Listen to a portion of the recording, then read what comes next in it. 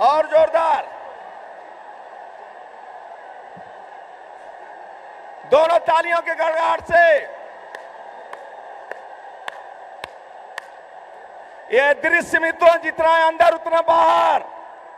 3-4 लाख लोग पब्लिक बाहर जो अंदर नहीं आ पा रहे हैं।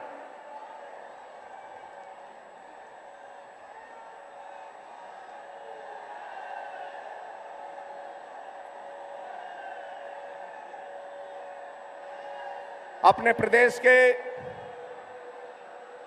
लोकप्रिय अध्यक्ष आदरणीय केशव मौर्य जी से अनुरोध करूंगा कि माननीय मोदी जी को गुच्छ पुष्प देकर सम्मानित करें।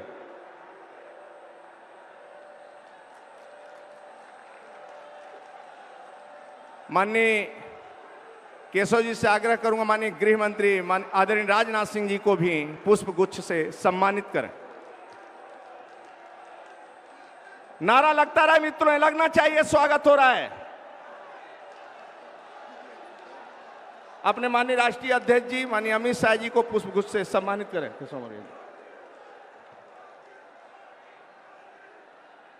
प्रदेश के महामंत्री आदरणीय पंकज, सभी महामंत्रियों से आग्रह करूंगा कृपया बड़े माला से माननीय मोदी जी का स्वागत करें। साथ में प्रदेश अध्यक्ष माननीय आदरणीय केशव जी।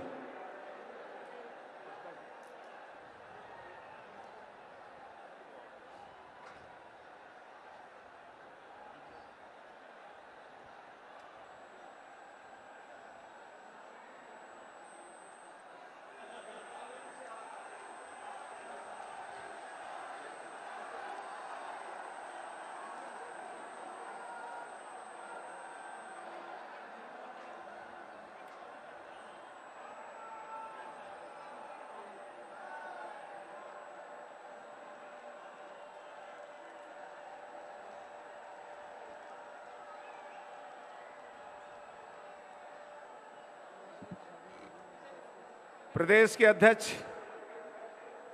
आदरणीय केशव मौर्य जी से आग्रह करेंगे कि आवें और स्वागत भाषण प्रस्तुत करें। आदरणीय केशव जी तेजी के साथ। भारत माता की। जरा दोनों हाथ ऊपर उठा करके बोलिए, भारत माता की, भारत माता की जय श्री राम। भारत के यशस्वी प्रधानमंत्री, जन जन के नायक, उत्तर प्रदेश के माननीय सांसद, प्रधानमंत्री माननीय श्री नरेंद्र मोदी जी, जो भारत ही नहीं बल्कि विश्व के सबसे शक्तिशाली नेता के रूप में हम सबको आशीर्वाद देते हैं, ऐसे माननीय प्रधानमंत्री जी का मैं संपूर्ण उत्तर प्रदेश की ओर से और लखनऊ में उत्तर प्रदेश के कोने कोने से आए, बूथ से लेकर के प्रदेश तक के सभी कार्यकर्ताओं की ओर से हृदय से आपका स्वागत करता हूं, अभिनंदन करता हूं, वंदन करता हूं। मंच पर विराजमान भारतीय जनता पार्टी, जो विश्व की सबसे बड़ी पार्टी है, के राष्ट्रीय अध्यक्ष और हम सबके नेता, जिनका उद्बोधन आप सब सुन चुके हैं, माननीय श्री अमित शाह जी का भी मैं संपूर्ण उत्तर प्रदेश की ओर से, संपूर्ण उत्तर प्रदेश भारतीय जनता पार्टी की ओर से बहुत बहुत स्वागत करता हूं। मंच पर विराजमान लखनऊ के लोकप्रिय सांसद, उत्तर प्रदेश के पूर्व मुख्यमंत्री, पूर्व राष्ट्रीय अध्यक्ष माननीय श्री राजनाथ सिंह जी का मैं इस लखनऊ की धरती पर उत्तर प्रदेश भारतीय जनता पार्टी की ओर से हृदय से स्वागत एवं अभिनंदन करता हूं। मंच पर विराजमान आदरणीय दीदी उमा भारती जी, आदरणीय कलराज मिश्र जी और प्रदेश राष्ट्रीय उपाध्यक्ष और प्रदेश के प्रभारी माननीय श्री ओम प्रकाश माथुर जी का, और मंच पर बैठे हुए आदरणीय माननीय रामलाल जी सहित सभी वरिष्ठ हमारे केंद्र सरकार के मंत्री सभी माननीय राष्ट्रीय पदाधिकारी, प्रदेश पदाधिकारी और मंच पर विराजमान सभी वरिष्ठ नेताओं और सामने बैठे हुए लाखों की संख्या में कार्यकर्ताओं का मैं बहुत बहुत स्वागत अभिनंदन करता हूं। क्योंकि हम सबको माननीय प्रधानमंत्री जी को सुनना है। 2017 में उत्तर प्रदेश के अंदर जो शुरू हो गया है, भारत चुनाव होने जा रहे हैं, सपा बसपा को उखाड़ फेंकने का संकल्प अनेक कार्यक्रमों के माध्यम से आप सब लोगों ने लिया है। आज यहां मैं शायद यह कह सकता हूं पूरे विश्वास के साथ कि कोई उत्तर प्रदेश का ऐसा बूथ नहीं होगा जिस बूथ का प्रतिनिधि स्वरूप यहां पर हमारा कार्यकर्ता आज उपस्थित नहीं हुआ है। मैं कार्यकर्ता बंधुओं को इतना ही विश्वास दिलाना चाहता हूं, कार्यकर्ता का सम्मान भारतीय जनता पार्टी की सर्वोच्च प्राथमिकता है।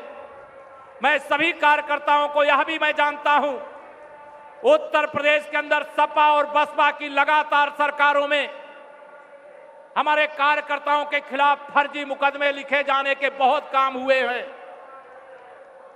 मैं आप सभी कार्यकर्ताओं को विश्वास दिलाना चाहता हूं, जो असली अपराधी थे सपा बसपा के, उनके खिलाफ तो मुकदमे लिखे गए क्या? नहीं लिखे गए। लेकिन जब भारतीय जनता पार्टी की सरकार आएगी तो असली अपराधियों के खिलाफ जरूर मुकदमे लिखे जाएंगे, और चाहे वो सपाई हो चाहे बसपाई हो, उनको जेल की हवा भी खाना जरूर पड़ेगा। मैं आप सब लोगों के सामने आज यही संकल्प कराने के लिए कि आप सब अपने अपने बूथ पर कमल खिलाएंगे, दोनों हाथ ऊपर उठा करके तालियों की गड़गड़ाहट के साथ संपूर्ण राष्ट्रीय नेतृत्व है और जोर से गड़गड़ाहट के साथ कमल खिलाएंगे। मैं पूरे विश्वास से कह सकता हूं कि आप सबका यहां पर एकत्रित जनसैलाब इस बात का संकेत दे रहा है कि 2017 में भारतीय जनता पार्टी का उत्तर प्रदेश में कमल खिलेगा, भारतीय जनता पार्टी की सरकार बनेगी, और जो भारतीय जनता पार्टी की सरकार बनेगी, मैं सभी कार्यकर्ताओं को कह देना चाहता हूं, वो भारतीय जनता पार्टी के कार्यकर्ताओं की सरकार बनेगी। कार्यकर्ता का सम्मान सर्वोच्च प्राथमिकता वाला होगा। आज माननीय प्रधानमंत्री जी हैं, मैं कुछ और नहीं बोलना चाहता, बस इतना कहना चाहता हूं, जब भाजपा की सरकार बनेगी तब दहशतगर्दी नहीं रहेगी, अमन चैन का शासन होगा, जेल के अंदर गुंडे होंगे, इतना सख्त प्रशासन होगा, वर्दी गुंडों से नहीं गुंडे वर्दी से डरेंगे, यह विश्वास दिलाना चाहता हूं। अनेक योजनाएं पिछले दिनों माननीय प्रधानमंत्री जी ने जन जन के कल्याण के लिए शुरू की है। मैं आप सब लोगों के सामने बस यही पूरे उत्तर प्रदेश की जनता से अपील करना चाहता हूं कि विश्वास करो तुम मोदी पर, यह नवयुग का निर्माता है, ऐसा नेता इस धरती पर एक बार ही आता है। और माननीय मोदी जी के हाथ को मजबूत करने के लिए, माननीय मोदी जी की ताकत को और बढ़ाने के लिए उत्तर प्रदेश में साइकिल को पंचर करना है। और बहन जी का खेल आपने 2014 में खत्म किया, 2017 में पूरी तरह से इनका खेल खत्म करना है। अब ना सपा ना भाजपा, उत्तर प्रदेश को भाजपामय बनाइए, उत्तर प्रदेश को कमलमय बनाइए और उत्तर प्रदेश को माननीय मोदीमय बनाइए। यही आप सब कार्यकर्ताओं का आह्वान करता हुआ आप सब हर बूथ पे कमल खिलाएंगे। मैं फिर आपके बीच में रहता हूं, बात करूंगा, लेकिन मैं अपने सभी राष्ट्रीय माननीय प्रधानमंत्री जी सहित सभी राष्ट्रीय नेताओं का हृदय से स्वागत अभिनंदन करता हुआ 2017 में 2014 दोहराए, भाजपा का कमल खिलाएं, सरकार बनाएं, गुंडा राज सपा का बसपा का जो आतंक उत्तर प्रदेश के अंदर है, इसको खत्म करें, यही आह्वान करता हुआ अपनी बात पूरी करूंगा। बहुत बहुत धन्यवाद। बोलिए भारत माता की, भारत माता की। बहुत बहुत धन्यवाद। अपने बीच में किसान नेता, उत्तर प्रदेश के पूर्व मुख्यमंत्री, भारत सरकार के गृह मंत्री आदरणीय राजनाथ सिंह जी को सादर आमंत्रित करता हूं, आवें अपना उद्बोधन दें। तालियों के गड़गड़ाहट से स्वागत करें मित्रों।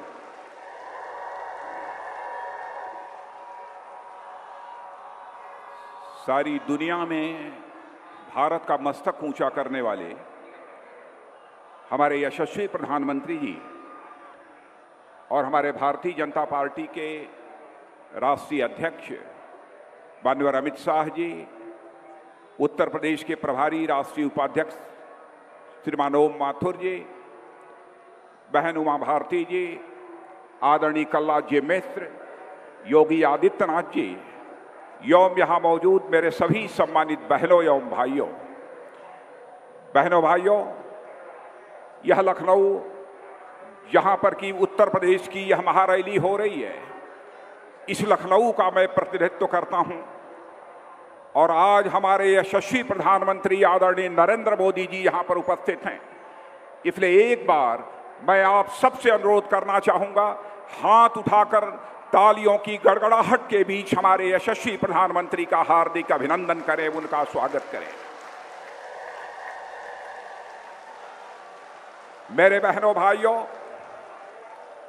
उत्तर प्रदेश में पिछले 25-30 वर्षों में बहुत सारी रैलियां, बहुत सारी जनसभाओं को मैंने देखा है, लेकिन आज यह दृश्य जो मैं अपनी आंखों के सामने देख रहा हूं, मैं कह सकता हूं कि अपने राजनैतिक जीवन में उत्तर प्रदेश के इतिहास में कभी भी ऐसा दृश्य हमको देखने को नहीं मिला है।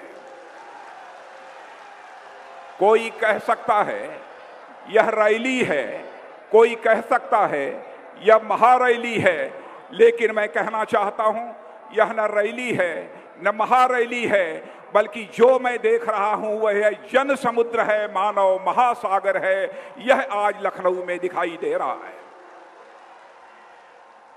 मैं उत्तर प्रदेश भारतीय जनता पार्टी के अध्यक्ष केशव मौर्य को बधाई देना चाहता हूं कि जिस तरीके से पूरे उत्तर प्रदेश में भारतीय जनता पार्टी संगठन ने परिवर्तन यात्रा प्रारंभ की, 192 दिनों तक परिवर्तन यात्रा चलती रही है, और जो हालात उत्तर प्रदेश में पैदा हुए हैं, मैं कह सकता हूं कि अब परिवर्तन रैली उत्तर प्रदेश में परिवर्तन की बुनियाद रखने में पूरी तरह से सफल हुई है। लोग यह जानना चाहेंगे कैसा परिवर्तन। उत्तर प्रदेश ऐसा परिवर्तन चाहता है कि जिसका कि उत्तर प्रदेश हकदार है। आप सभी जानते हैं पिछले 70 वर्षों में लंबे समय तक पहले या तो कांग्रेस की सरकार रही है अथवा समाजवादी पार्टी और बहुजन समाज पार्टी की सरकारें रही हैं। थोड़े समय के लिए भारतीय जनता पार्टी की सरकारें रही हैं, लेकिन उत्तर प्रदेश का जैसा विकास होना चाहिए था, हिंदुस्तान का सबसे बड़ा राज्य यह उत्तर प्रदेश है। यहाँ पर न जन संसाधन की कमी है, न प्राकृतिक संसाधनों की कमी है, फिर भी हमारे उस उत्तर प्रदेश का वैसा विकास नहीं हो पाया है। और आप सभी इस सच्चाई को भी जानते हैं कि जब से बहुजन समाज पार्टी की सरकारों के आने का सिलसिला प्रारंभ हुआ, आज यहाँ पर समाजवादी पार्टी की सरकार है। उत्तर प्रदेश में बहनों भाइयों भ्रष्टाचार तेजी के साथ बढ़ा है। इतना ही नहीं, आज के हालात को जब देखें तो मैं कह सकता हूं कि भ्रष्टाचार के साथ कानून और व्यवस्था के हालात भी बद से बदतर हो गए हैं। लेकिन मैं आपको याद दिलाना चाहता हूं, यहां पर भारतीय जनता पार्टी की सरकार भी रही है। उस समय का भी सुशासन आपने देखा है, उस समय का भी आपने विकास देखा है, लेकिन समाजवादी पार्टी और बहुजन समाज पार्टी की सरकारों ने लगता है सुशासन और विकास को वनवास दे दिया हो। आज मैं आपको यकीन दिलाना चाहता हूं कि बहनों भाइयों, जिस सुशासन और विकास को समाजवादी पार्टी और बहुजन समाज पार्टी ने उत्तर प्रदेश से वनवास दे दिया है, उस सुशासन और विकास की घर वापसी भारतीय जनता पार्टी इस उत्तर प्रदेश में करेगी। यह मैं आपको भरोसा दिलाना चाहता हूं, विश्वास दिलाना चाहता हूं। प्रधानमंत्री जी, न तो यहां के किसानों के साथ समाजवादी पार्टी की सरकार ने इंसाफ किया, न तो इसके पहले की बहुजन समाज पार्टी की सरकार ने इंसाफ किया, न तो यहां के जवानों के साथ किया, न तो यहां के व्यापारियों के साथ किया। किसी भी पेशे के साथ जो है इंसाफ नहीं किया है। यहां पर भारतीय जनता पार्टी की जब सरकार थी, किसान को अपना धान और गेहूं कम से कम समर्थन मूल्य पर ही वह बेचता था। लेकिन आज ऐसे हालात पैदा हो गए हैं कि यहां पर किसानों के धान और गेहूं की खरीद भी हमारे उत्तर प्रदेश की सरकार नहीं कर पा रही है। हमारे किसानों को अपना धान और गेहूं औने पौने दामों पर लोगों को बेचना पड़ रहा है। किसानों में हाहाकार मचा हुआ है। ऐसे हालात यहां पर पैदा हो गए हैं। इतना ही नहीं, खाद के लिए मैं आपको धन्यवाद देना चाहता हूं। यही उत्तर प्रदेश है जहां पर यूरिया खाद खरीदने के लिए हमारे किसानों को लाइनों में खड़ा होना पड़ता था, भीड़ लगती थी, उनके ऊपर लाठियां चार्ज होती थी। लेकिन आपकी नीतियों का यह परिणाम है कि मैं कह सकता हूं गौरव के साथ कि इस बार उत्तर प्रदेश में हमारे किसानों को खाद लेने के लिए लाइनों में खड़ा नहीं होना पड़ा है। आपने पर्याप्त खाद मुहैया कराया है और खाद की कीमत को भी पहले से सस्ती करने का काम यदि किसी ने किया है तो प्रधानमंत्री जी आपने किया है। इतना ही नहीं, कई ऐसे अहम सवाल उत्तर प्रदेश के सामने। बेरोजगार नौजवान पढ़ाई लिखाई करने के बाद आज अपने मजबूत हाथों के रोजगार की तलाश के लिए दर दर की ठोकर खा रहा है, लेकिन उसके हाथों को रोजगार का अवसर नहीं मुहैया हो पा रहा है। गन्ना किसानों का जहां तक सवाल है, गन्ना किसानों का 9,000 करोड़ रुपया का बकाया था, लेकिन उत्तर प्रदेश सरकार चुप्पी साधे हुए बैठी थी। मैं आपके प्रति उत्तर प्रदेश की जनता की ओर से आभार व्यक्त करना चाहता हूं। आपने उसकी चिंता की और 6,000 करोड़ रुपया आपने मुहैया कराया, तब जाकर गन्ना किसानों का काफी हद तक भुगतान हो पाया है। लेकिन मैं यह भी बताना चाहता हूं, आज भी गन्ना किसानों का 2,500 करोड़ रुपया बकाया है, लेकिन यहां की उत्तर प्रदेश सरकार, प्रधानमंत्री जी चुप्पी साधे हुए बैठी है, उसे इसकी कोई चिंता नहीं है। आभार आपके प्रति इसलिए भी व्यक्त करना चाहता हूं कि उत्तर प्रदेश की किसानों की चिंता करते हुए आपने प्रधानमंत्री फसल बीमा योजना जो तैयार की, इस उत्तर प्रदेश में प्रदेश सरकार को जिस प्रभावी तरीके से लागू करना चाहिए था, प्रदेश सरकार ने आज तक उसे प्रभावी तरीके से लागू नहीं किया है। आपने किसानों की चिंता की है, आपने गरीबों की चिंता की है, गरीब माताओं और बहनों की आपने चिंता करते हुए प्रधानमंत्री उज्ज्वला योजना के अंतर्गत गैस सिलेंडर गरीबों के परिवारों में पहुंचाने का फैसला यदि किसी ने किया है तो प्रधानमंत्री जी आपने किया है। नोटबंदी का फैसला आपने जो किया वह एक ऐतिहासिक फैसला है, साहसिक फैसला है, राष्ट्रहित में लिया गया यह फैसला है। इस पर भी यह लोग सवालिया निशान खड़ा करते हैं।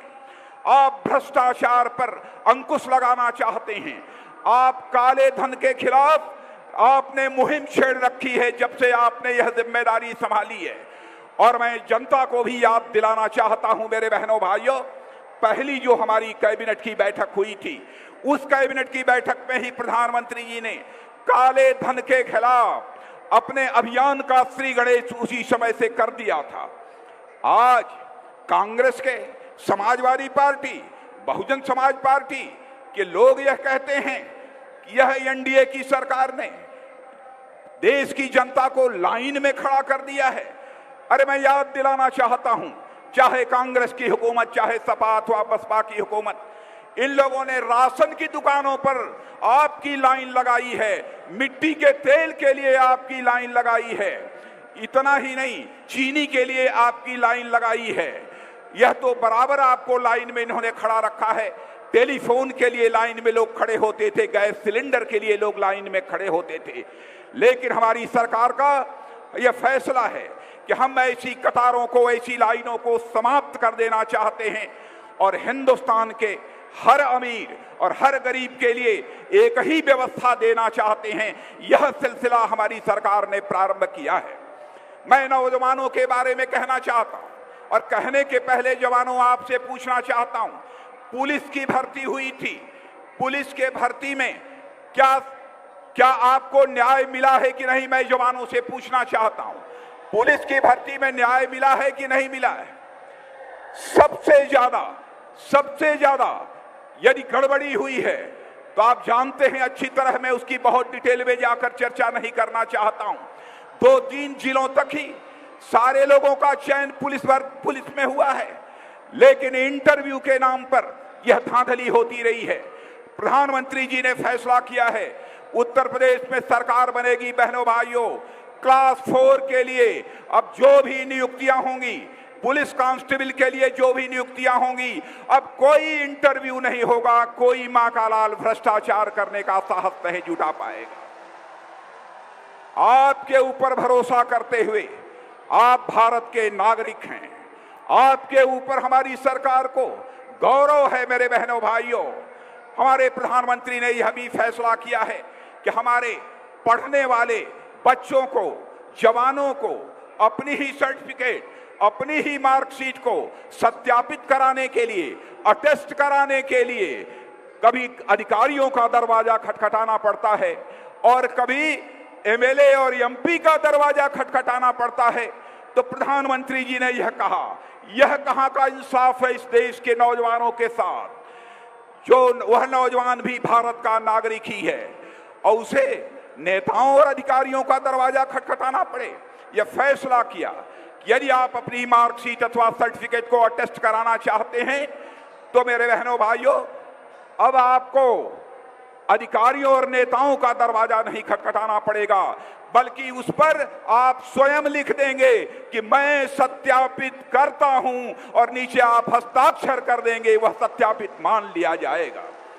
इस प्रकार के इतने बड़े बड़े प्रक्रियात्मक परिवर्तन हमारे प्रधानमंत्री ने प्रारंभ किया है। और मैं कहना चाहता हूं कि मेरे बहनों भाइयों, हम लोग केवल सत्ता परिवर्तन नहीं चाहते थे, यही मैदान है। प्रधानमंत्री जी भी चुनाव के दौरान आए थे, मैं भी यहीं पर आया था।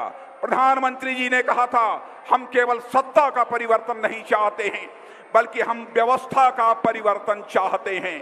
व्यवस्था परिवर्तन का सिलसिला भी इस हिंदुस्तान में मेरे बहनों भाइयों प्रारंभ हुआ है। आज उत्तर प्रदेश में जैसे हालात हैं, सपा, बसपा, कांग्रेस सभी डरे हुए हैं, गठबंधन की जुगाड़ में लगे हुए हैं। सपा में तो दंगल चल रहा है, लेकिन उत्तर प्रदेश की जनता को किसी भी राजनीतिक पार्टी का दंगल नहीं चाहिए। उत्तर प्रदेश में चाहिए तो केवल और केवल मंगल चाहिए, इसके अतिरिक्त उत्तर प्रदेश की जनता को कुछ नहीं चाहिए। इसलिए इतना ही कहते हुए पुनः आप सबके प्रति आभार व्यक्त करते हुए यही अपील करना चाहता हूं मेरे बहने भाइयों, आगामी चुनाव में भारतीय जनता पार्टी को कम से कम 275 सीटों पर विजय दिलाकर उत्तर प्रदेश में सरकार बनाएं और उत्तर प्रदेश के विकास का मार्ग प्रशस्त करें, यही अपील करते हुए और अंत में शीश झुकाकर आप सभी का अभिनंदन करते हुए अपना निवेदन समाप्त करता हूं। भारत माता की, भारत माता की। आदरणीय प्रधानमंत्री जी हमारे बीच में आवे, उससे पहले मेरे भाई और बहनों, मैं आपसे एक अपील करना चाहता हूं कि पिछली 31 तारीख को आदरणीय प्रधानमंत्री ने जो गरीब कल्याण की योजनाएं दी है, मैं आपसे चाहूंगा कि हम सब लोग अपना मोबाइल निकाल करके, लाइट लगा करके आदरणीय प्रधानमंत्री जी का आभार प्रकट करें। एक बार लाइट, मोबाइल निकालिए, सब अपना इधर से भी निकालिए मोबाइल, लाइट ऑन करिए, लाइट करिए, इधर से भी चारों तरफ से मोबाइल निकालिए, पीछे नहीं लगा, पीछे पीछे वाले भी, इधर भी, चारों तरफ से एक बार जोरों से भारत माता की, भारत माता की। आवाज अभी दिल्ली तक नहीं है, भारत माता की। पीछे मोबाइल नहीं निकला है, भारत माता की। बहुत बहुत धन्यवाद। लाइट जलाते रहिए, दोनों तालियों के गड़गड़ाहट से स्वागत करते रहिए। मित्रों, हम सबके गरीबों के चौकीदार, देश के गौरव और विश्व के शान, मैं ऐसे व्यक्तित्व को सादर आमंत्रित करता हूं। देश के प्रधानमंत्री आदरणीय नरेंद्र मोदी जी को आमंत्रित करता हूं, आवे हम सबका मार्गदर्शन करें मित्रों, और खड़े होकर अपने स्थानों से तालियों के गड़गड़ाहट से जबरदस्त स्वागत करें मित्रों। मोदी और तेज,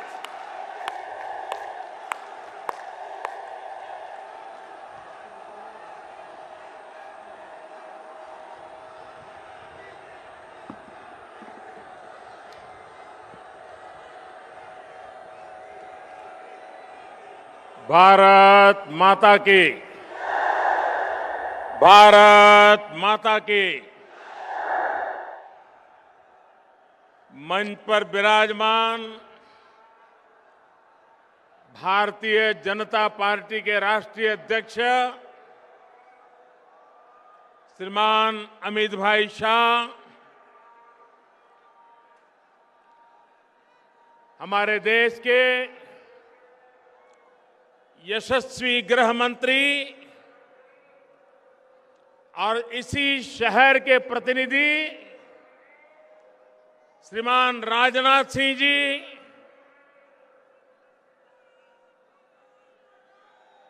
उत्तर प्रदेश भारतीय जनता पार्टी के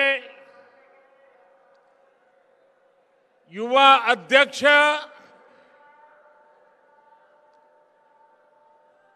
श्रीमान केशव जी मौर्य, मंच पर विराजमान सभी वरिष्ठ महानुभाव और विशाल संख्या में पधारे हुए मेरे प्यारे भाइयों और बहनों,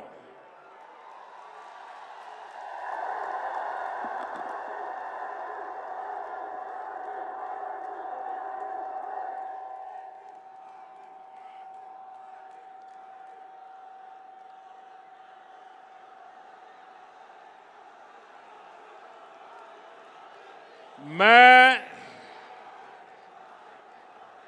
कई वर्षों से राजनीति में हूं।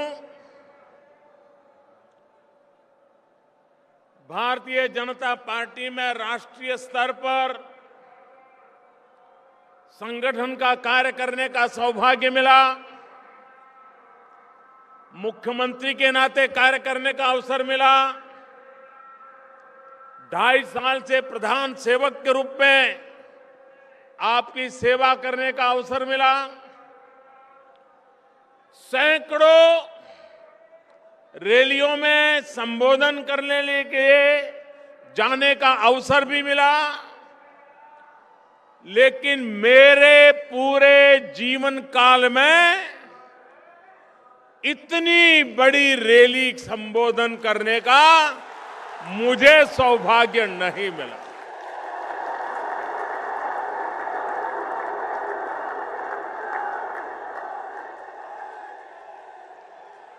मैं स्वयं जब लोकसभा का चुनाव लड़ रहा था तब भी हिंदुस्तान के किसी कोने में ऐसा विराट दृश्य देखने का सौभाग्य मुझे नहीं मिला।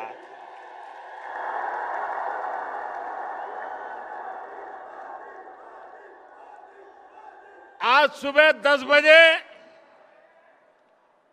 दिल्ली में मेरी एक मीटिंग चल रही थी, तो हमारे एक साथी ने मुझे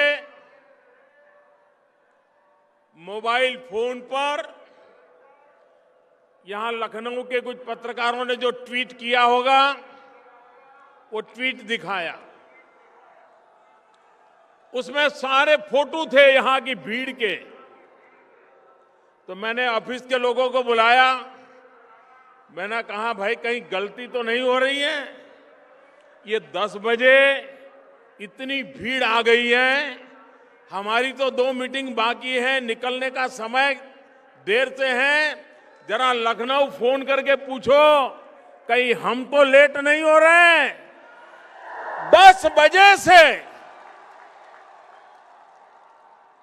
भाइयों बहनों इतनी बड़ी तादाद में आप हमें आशीर्वाद देने के लिए आए। मैं आपका हृदय से अभिनंदन करता हूं, आपका आभार व्यक्त करता हूं।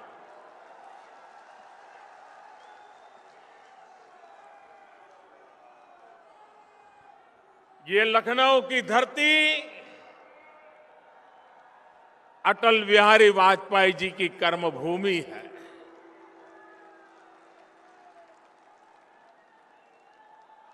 अटल जी जैसे अनेक महापुरुषों ने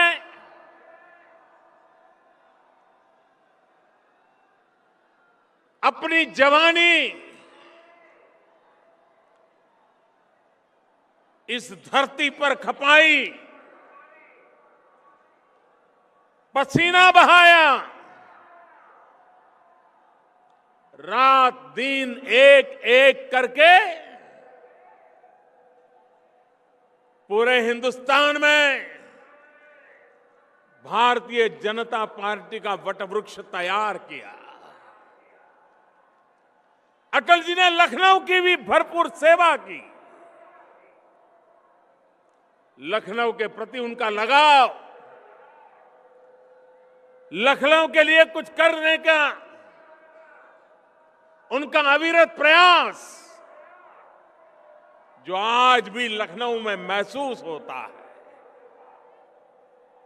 भाइयों बहनों,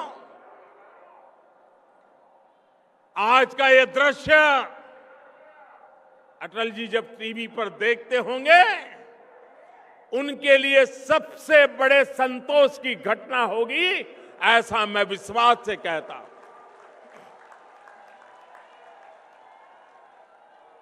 राजस्थान में गवर्नर के रूप में सेवा कर रहे इसी उत्तर प्रदेश के पूर्व मुख्यमंत्री श्रीमान कल्याण सिंह जी अगर आज जयपुर में ये टीवी पर नजारा देखते होंगे तो हम सबको वो वहां से आशीर्वाद देते होंगे। भाइयों बहनों, आपने कमाल कर दिया है, आज कमाल कर दिया।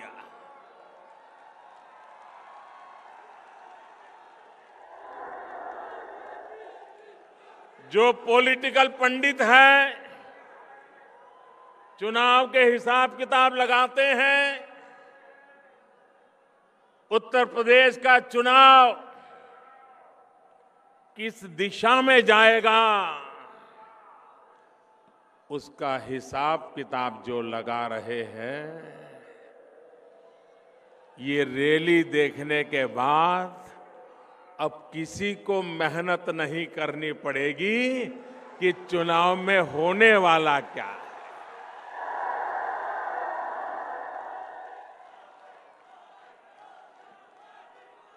हवा का रुख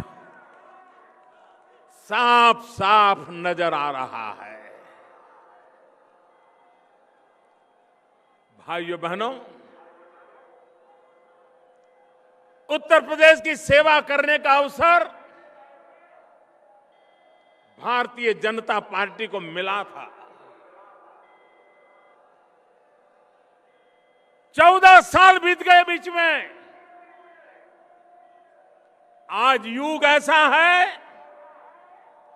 कि सरकार बदलने के 6 महीने में पुरानी सरकार को लोग भूल जाते हैं।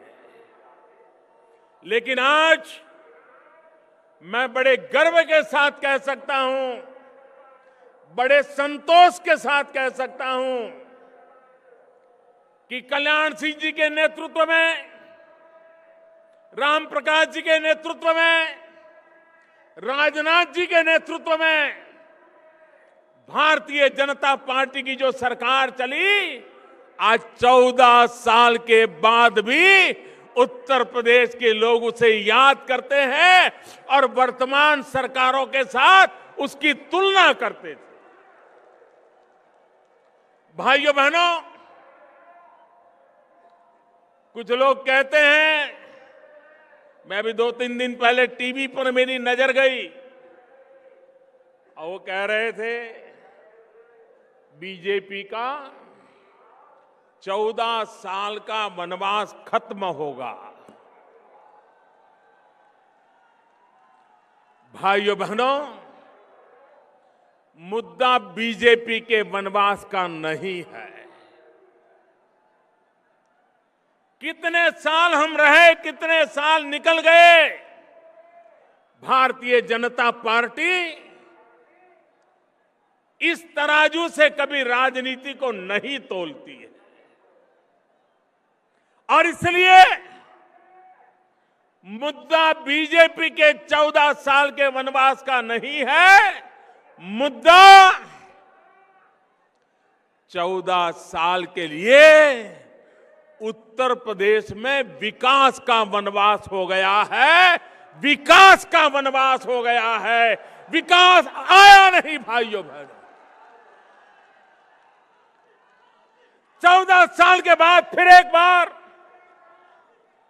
उत्तर प्रदेश की धरती पर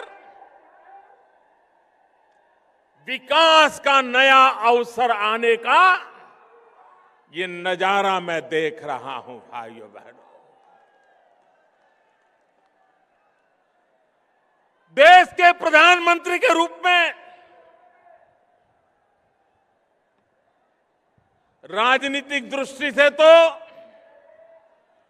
आपने मुझे उत्तर प्रदेश से एमपी बनाया। ये उत्तर प्रदेश ने जी भर करके मेरी मदद की।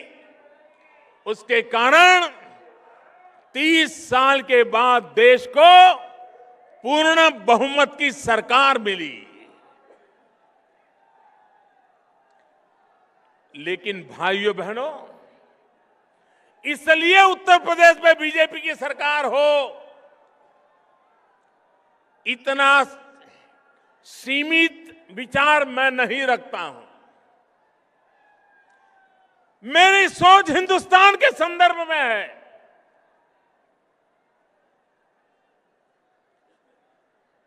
हम चाहते हैं हिंदुस्तान आगे बढ़े।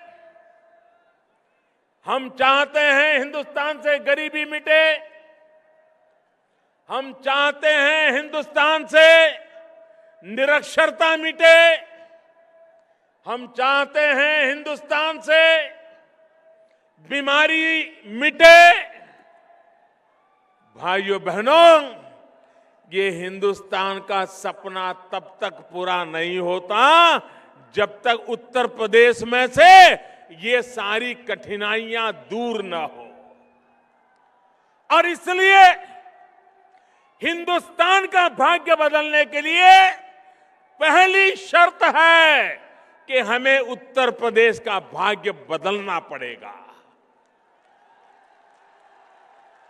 और इसलिए भाइयों बहनों, भारत को आगे बढ़ना है तो उत्तर प्रदेश का आगे बढ़ना बहुत आवश्यक है। भाइयों बहनों, उत्तर प्रदेश के लोग राजनीतिक दृष्टि से बहुत ही समझ रखने वाले लोग हैं। उनकी विवेक बुद्धि दूध का दूध और पानी का पानी भली भांति अलग करने का सामर्थ्य रखती है। भाइयों बहनों, किसी समय जरूरी रहा होगा जात पात के प्रभाव, किसी समय आवश्यक रहा होगा अपने पराये का खेल। ये सब आप देख चुके हैं। उत्तर प्रदेश की जनता ये सब कुछ सहन कर चुकी है। एक बार मेरे उत्तर प्रदेश के भाइयों बहनों, एक बार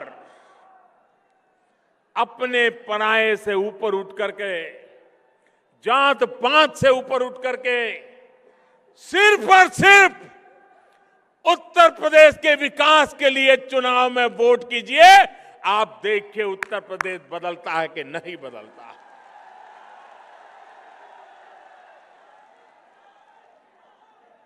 और इसलिए भाइयों बहनों, मैं उत्तर प्रदेश से एमपी हूं। यहां कैसी सरकारें चलती हैं मैंने अनुभव किया है। मैंने कभी सोचा नहीं था कि सरकार ऐसे भी हो सकती है। बहुत पीड़ा हुई है मुझे। मेरे अपने बनारस क्षेत्र में कोई रोड बनवाना हो, रास्ता बनवाना हो तो तराजू से तोला जाता था कि किस दल के व्यक्ति की तरफ से सुझाव आया है, उसके बाद तय होता था कि रास्ता बने या न बने। अरे राजनीति के आपके विरोध होंगे, राजनीति में आपकी शिकायत होगी, लेकिन रास्ता जब नहीं बनता है तो उस इलाके की जनता को पीड़ा होती है। मेरे सब एमपी दिन रात शिकायत करते थे कि अगर कोई बात बताए, ये उत्तर प्रदेश की सरकार करती नहीं है। किसका नुकसान हुआ? क्या यही खेल खेलते रहोगे क्या? भाइयों बहनों, जब से दिल्ली में हमारी सरकार बनी है, उत्तर प्रदेश सरकार को हर वर्ष फाइनेंस कमीशन के माध्यम से 1 लाख रुपया जितनी रकम खर्च करने के लिए ज्यादा मिली है। 1 लाख करोड़ रुपया कम नहीं होता है। 2.5 साल में 2.5 लाख करोड़ रुपया। भाइयों बहनों, अकेले दिल्ली सरकार के पैसों का अगर सही उपयोग हुआ होता तो आज उत्तर प्रदेश कहां से कहां पहुंच गया होता। लेकिन भाइयों बहनों, यहां पर विकास इनकी प्राथमिकता नहीं। मैं मेरे किसान भाइयों को कहना चाहता हूं, क्या कारण है कि गन्ना किसानों के पैसे इतने सालों तक लटके रहे? हम जब आए तब 20-22 हजार करोड़ रुपया बकाया था। दिल्ली सरकार ने, हम लोगों ने बैठ करके योजना बनाई। परिणाम ये आया कि पुराने बकायों में बहुत एक मात्रा में हम किसानों को पैसा चुकता कर पाए। भाइयों बहनों, उत्तर प्रदेश की सरकार कोई जिम्मेवारी लेने को तैयार नहीं। हाथ ऊपर कर देना और उधर जाकर के किसानों को भड़काना। भाइयों बहनों, 2 दलों के बीच में राजनीति हम समझ सकते हैं, लेकिन राज्य की जनता के साथ राजनीति नहीं होनी चाहिए। देश की जनता के साथ राजनीति नहीं होनी चाहिए। दलों की राजनीति दलों तक सीमित होनी चाहिए। लेकिन भाइयों बहनों, विकास के आड़े भी जब राजनीति आती है, अपने पराये का भाव आता है, तो विकास रुक जाता है और जनता पिछड़ती चली जाती है। और इसलिए भाइयों बहनों, आप मुझे बताइए, हमारा किसान इतनी मेहनत करे, धान की पैदावार करे, दिन रात लगा रहे, लेकिन जब बाजार में धान आए, दिल्ली सरकार मिनिमम सपोर्ट प्राइस तय करे, राज्य सरकार को कहे कि आप धान की खरीदी कीजिए, भारत सरकार अपनी जिम्मेवारी उठाएगी। आज मुझे दुख के साथ कहना है, मेरे किसान भाइयों बहनों, भारत सरकार से पूरी मदद मिलने के बावजूद भी ये उत्तर प्रदेश की सरकार को किसानों के धान की खरीदी की फुर्सत नहीं है। हमने इस बार पल्सिस में, दाल में सरकार की तरफ से बहुत मदद की, ताकि हमारा किसान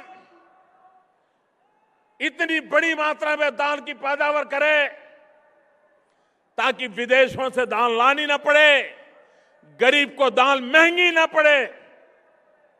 और मेरे देश के किसानों ने और फसलों को छोड़ करके दिल्ली सरकार के कहने पर दाल की बुआई की, दाल की पैदावार हुई, लेकिन ये उत्तर प्रदेश की सरकार है उसे भी खरीदने को तैयार नहीं है। भाइयों बहनों, किसानों की ये हालत हमें मंजूर नहीं है।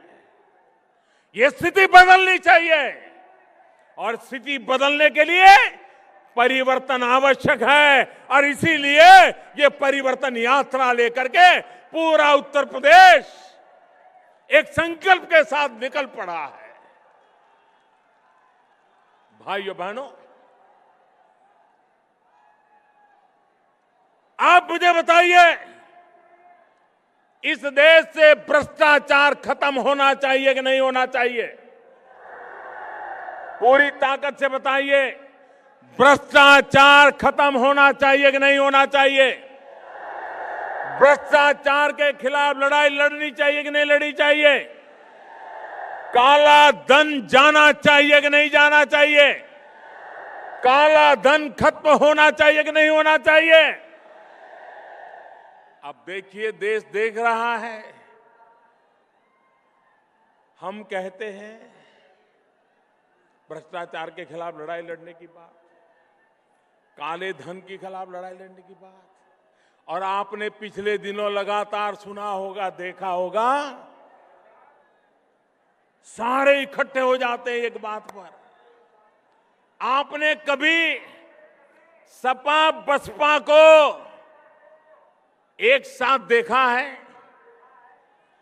अगर सूरज निकलता है, अगर सपा वाला बोलेगा कि सूरज निकला है तो बसपा वाला बोलेगा नहीं, सूरज गल रहा है।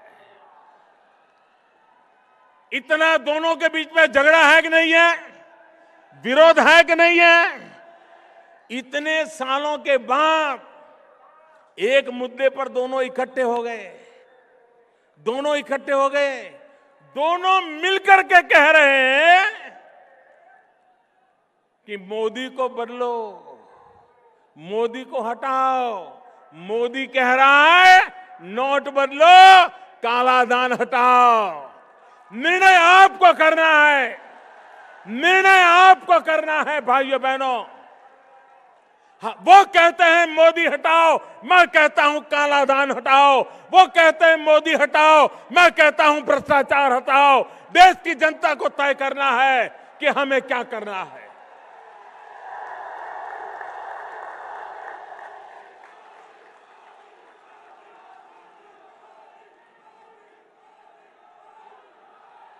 और विरोध कैसी कैसी बातों में। भाइयों बहनों, क्या राजनीति इतनी नीचे गई है? हमें तो आज इस पार्क में आकर के भीमराव अंबेडकर को प्रणाम करना, रमाबाई को प्रणाम करना, हमें गर्व महसूस होता है। लेकिन भाइयों बहनों, अभी 2-3 दिन पहले हमने एक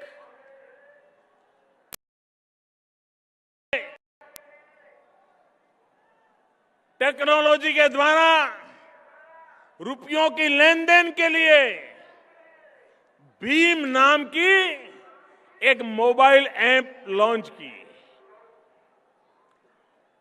भीम नाम इसलिए रखा क्योंकि हिंदुस्तान में बाबा साहब आंबेडकर ने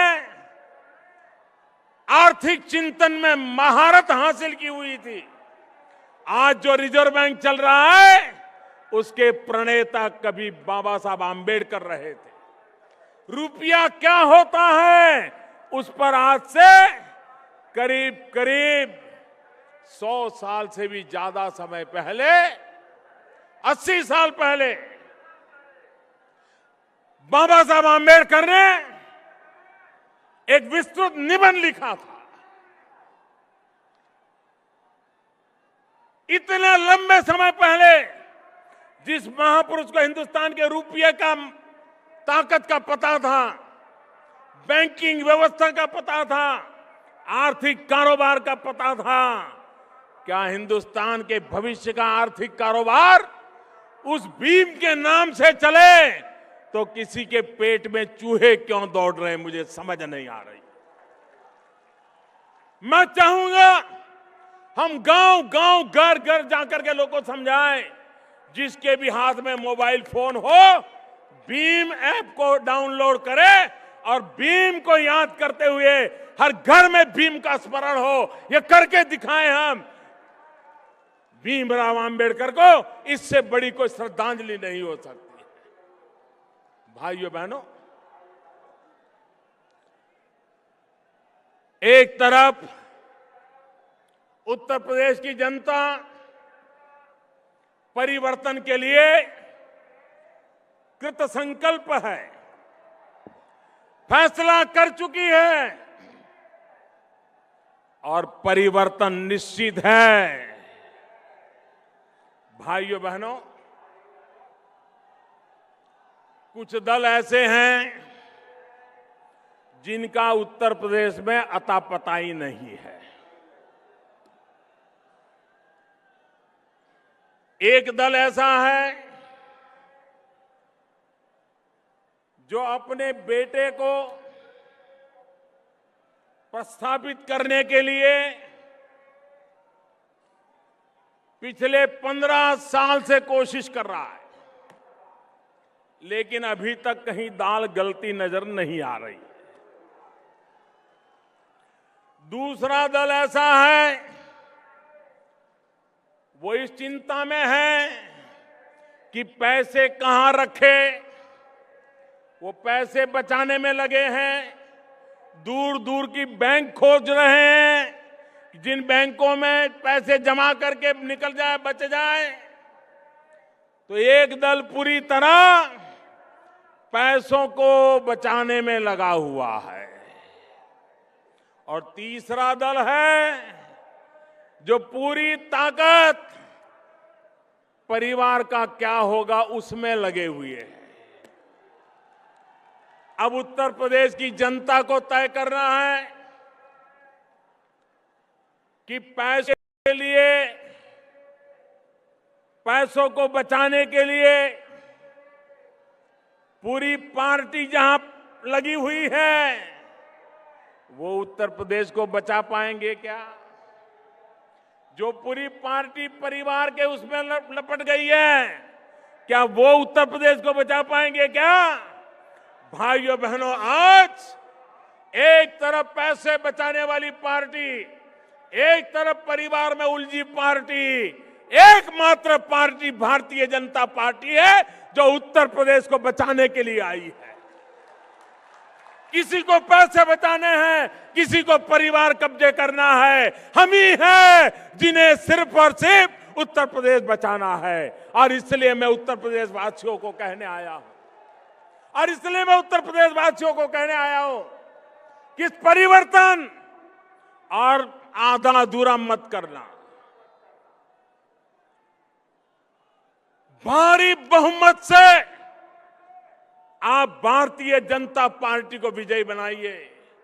आप मुझे बताइए भाइयों, आज देश में सरकार खुद निर्णय कर पाती है कि नहीं कर पाती है?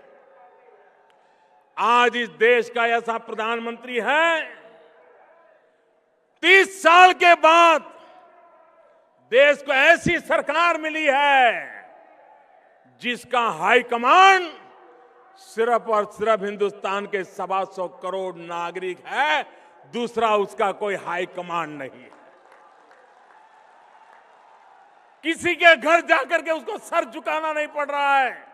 125 करोड़ देशवासी यही उसके मालिक है, वही उससे जवाब मांग सकते हैं। पहली बार देश को 30 साल के बाद ऐसी सरकार मिली है और उसका कारण आपने पूर्ण बहुमत से सरकार बनाई। उत्तर प्रदेश में भी आधा अधूरा कुछ मत करना, भारी बहुमत के साथ उत्तर प्रदेश में सरकार बनाना, ताकि उत्तर प्रदेश के भाग्य को बदलने के लिए कोई रुकावट ना आए। दिल्ली की ताकत पूरी तरह आपके साथ आए। उत्तर प्रदेश की ताकत जुड़ जाए, देखते ही देखते उत्तर प्रदेश बदल जाए। और इसलिए भाइयों बहनों, मैं आपसे आग्रह करने आया, आप मुझे बताइए, उत्तर प्रदेश में सज्जन नागरिक, ईमानदार नागरिक, सिर्फ अपनी छोटे से परिवार को अच्छे ढंग से गुजारा करने वाला नागरिक, अगर दिन रात उसको गुंडागर्दी का सामना करना पड़े, जमीन हड़प करने वालों का सामना करना पड़े, अपनी मोटरसाइकिल को उठा ले, बोल न पाए, अपनी बेटियों को शाम के समय घर लौट आने के लिए मां बाप को चिंता करनी पड़े, क्या ये उत्तर प्रदेश हमें मंजूर है? क्या ये गुंडागिर्दी खत्म होनी चाहिए कि नहीं होनी चाहिए? ये जमीनों को लूटने वाले जाने चाहिए कि नहीं जाने चाहिए? सामान्य मानवी को उसको सुख चैन के जीने का हक मिलना चाहिए कि नहीं मिलना चाहिए? कानून व्यवस्था बनी रहनी चाहिए कि नहीं बनी रहनी चाहिए? भाइयों बहनों, भारतीय जनता पार्टी ने उत्तर प्रदेश की धरती पर जब सरकारें थी, ये करके दिखाया है। और मैं आपको भरोसा देता हूं, हमें अवसर दीजिए, हम इस गुंडागिर्दी को खत्म करके रहेंगे। आपको सुख चैन की जिंदगी जीने का हम वादा करते हैं।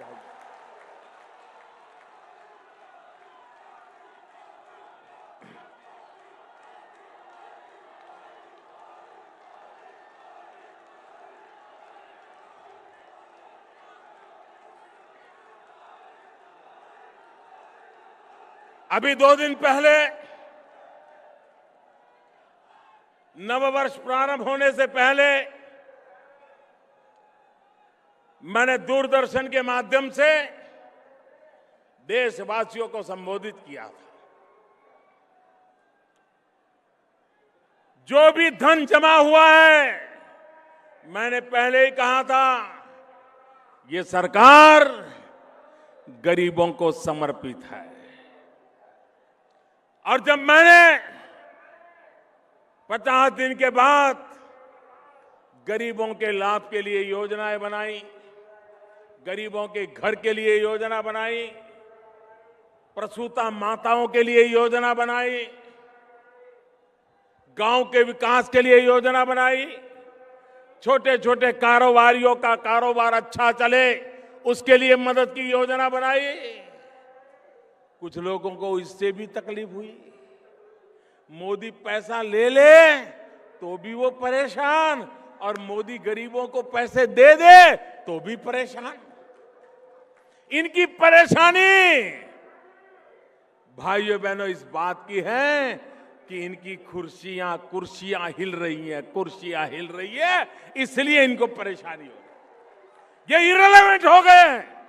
हिंदुस्तान की राजनीति में ये विरोधवाद करते करते इररिलेवेंट हो गए हैं, और इसलिए वो अपनी जमीन खोज रहे हैं, और इसलिए विरोध का रास्ता अपनाने जा रहे हैं। भाइयों बहनों, देश भली भांति इनको पहचान गया है। देश कभी भी ऐसे लोगों को माफ करने वाला नहीं है। और मैं देशवासियों को कहना चाहता हूं, भ्रष्टाचार, काले धन के खिलाफ ये लड़ाई कभी रुकने वाली नहीं है। हम जड़ मूल से उसको उखाड़ करके रहने वाले हैं। ये गरीबों को लूटा गया है, ये गरीबों को लौटाने के लिए हमने ये बीड़ा उठाया है। ये मध्यम वर्ग के लोगों का शोषण किया है, उस शोषण को रोकने के लिए हमने इतनी बड़ी लड़ाई को छेड़ा है। और इसलिए भाइयों बहनों, हमें उत्तर प्रदेश में भी आशीर्वाद चाहिए, आपके आशीर्वाद चाहिए। और आपके आशीर्वाद 2017 का ये नया वर्ष, और मुझे 2017 का मेरा पहला कार्यक्रम सार्वजनिक रूप में मेरे उत्तर प्रदेश में आकर के उत्तर प्रदेश वासियों के आशीर्वाद के साथ आगे बढ़ने का अवसर दे रहा है। इससे बड़ा मेरा सौभाग्य क्या हो सकता है। और इसलिए भाइयों बहनों, मैं एक बात और कहना चाहूंगा। विशेषकर भारतीय जनता पार्टी के कार्यकर्ताओं को कहना चाहूंगा, और दलों के लिए ये चुनाव होगा, और दलों के लिए सत्ता हथियाने का प्रयास होगा, और दलों के लिए कौन एमएलए बने, कौन मंत्री बने, कौन मुख्यमंत्री बने, इसका खेल होगा। भारतीय जनता पार्टी के लिए ये चुनाव सिर्फ हार जीत का मसला नहीं है। भारतीय जनता पार्टी के लिए 2017 का उत्तर प्रदेश का चुनाव एक जिम्मेवारी का काम है, जिम्मेवारी का काम। हमारे ऊपर जिम्मेवारी आने वाली है। हमें अपने आप को जिम्मेवारी निभाने के लिए योग्य बना करके आगे बढ़ना है, और इसलिए बहुत बड़ी जिम्मेवारी, और उत्तर प्रदेश की जिम्मेवारी सिर्फ उत्तर प्रदेश से नहीं, उत्तर प्रदेश का प्रभाव पूरे हिंदुस्तान पे होता है। एक प्रकार से हिंदुस्तान को बदलने की नींव ये उत्तर प्रदेश में पड़ी हुई है। उस जिम्मेवारी का चुनाव है, और इसलिए इसे हार जीत का चुनाव मत बनने देना, उसे जिम्मेवारी का चुनाव बनाना। और जिम्मेवारी का चुनाव बनाना मतलब सामान्य मानवी को तकलीफों से मुक्त करने की जिम्मेवारी। जिम्मेवारी का मतलब है सामान्य मानवी के सपनों पूरा करने के लिए रात दिन मेहनत करने की जिम्मेवारी। जिम्मेवारी का मतलब है भ्रष्टाचार, काले धन से मुक्त उत्तर प्रदेश को सरकार देना। जिम्मेवारी का मतलब है सबके साथ समान व्यवहार, सबका साथ सबका विकास, इस मंत्र को कभी छोड़ना नहीं। हर किसी का भला हो, जो हमारे साथ होंगे उनका भी भला हो, जो हमारे साथ नहीं होंगे उनका भी भला हो, जो हमारे सामने होंगे उनका भी भला हो। सबका साथ सबका विकास, इसी मंत्र को हमने जिम्मेवारी के साथ निभाना है। और इसलिए ये चुनाव भारतीय जनता पार्टी के लिए जिम्मेवारी का चुनाव है, भारतीय जनता पार्टी के लिए दायित्व का चुनाव है, भारतीय जनता पार्टी के लिए कुछ कर दिखाने का चुनाव है, भारतीय जनता पार्टी के लिए परिवर्तन सच्चे अर्थ में लाने का चुनाव है। आप उसे पूर्ण करोगे, इसी विश्वास के साथ दोनों मुट्ठी बंद करके पूरी ताकत से मेरे साथ बोलिए, भारत माता की, भारत माता की, भारत माता की।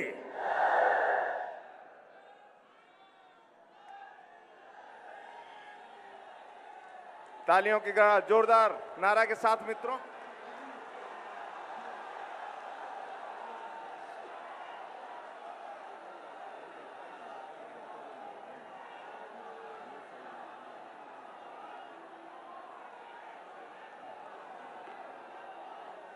सभी क्षेत्रीय अध्यक्ष, जिला अध्यक्ष,